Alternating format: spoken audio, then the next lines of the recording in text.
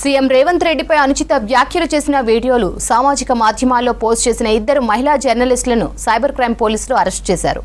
Congress party social media secretary ఇచ్చిన ఫిర్యాదుతో case నమోదు చేసి కోర్టులో హాజరుపరిచారు పోలీసులు. ఇరు వర్గాల వాదనలు విన్న కోర్టు నిందితులకు 14 రోజుల రిమాండ్ విధించింది.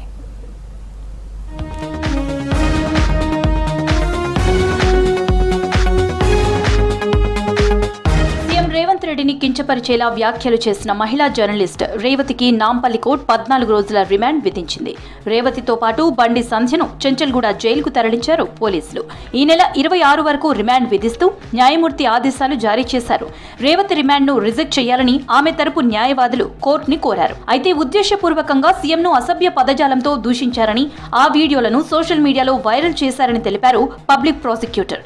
పీపీ వాదనలతో ఏకీభవించిన న్యాయస్థానం రేవతితో పాటు బండి సంధ్యకు రిమాండ్ విధించింది.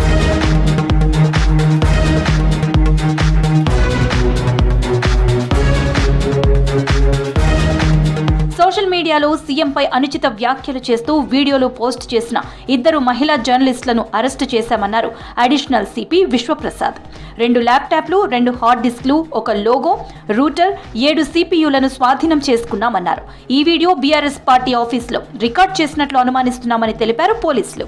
ఆనరబుల్ సీఎం గారు రేవంత్ రెడ్డి గారికి వ్యతిరేకంగా అతను ఇన్సల్ట్ చేస్తూ, అబ్యూజివ్ కామెంట్స్ చేస్తూ, చాలా డిరాగరేటరీగా, డిస్రెస్పెక్ట్ఫుల్గా ఒక వీడియో సర్క్యులేట్ అవుతుందని చెప్పి ఒక కంప్లైంట్ లాడ్జ్ చేశారు. పర్సనల్ రిప్యుటేషన్కి భంగపరిచే విధంగా చాలా ఇన్సల్టింగ్గా ఉంది.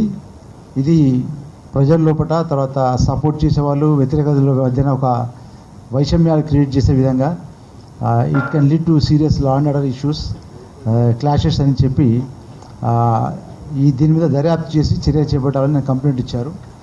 ఓనర్ పి రేవతి గారు అండ్ చీఫ్ ఎగ్జిక్యూటివ్ ఆఫీసర్, అలాగే ఆమె యొక్క మీడియా రిప్రజెంటేటివ్ సంధ్య ఎలియాస్ తన్వి యాదవ్ అని ఈమె, వీళ్ళిద్దరూ ఒక పొలిటికల్ పార్టీతో కన్స్పైర్ అయ్యి ఇలాంటి వ్యక్తుల్ని వాళ్ళకి ఫైనాన్షియల్ ఇన్సెంటివ్స్ ఇస్తూ, వాళ్ళని ఇంటర్వ్యూస్ చేస్తూ, వాళ్ళని ప్రొవోక్ చేస్తూ, ఇలా abusive comments, derogatory comments, insulting నేచర్లో ఉన్నటువంటివి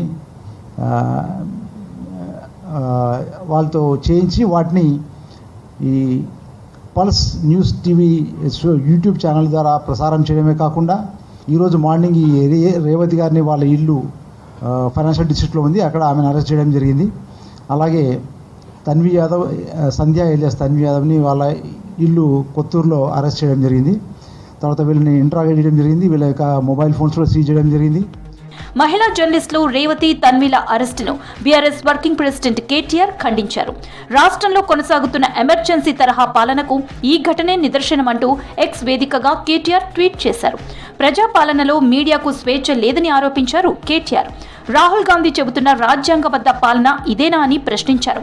ప్రభుత్వ వైఫల్యాలను కప్పిపుచ్చుకునేందుకు మీడియా, సోషల్ మీడియాపై చేస్తున్న దాడులు, అక్రమ కేసులను రేవంత్ సర్కార్ వెంటనే ఆపాలని డిమాండ్ చేశారు కేటీఆర్.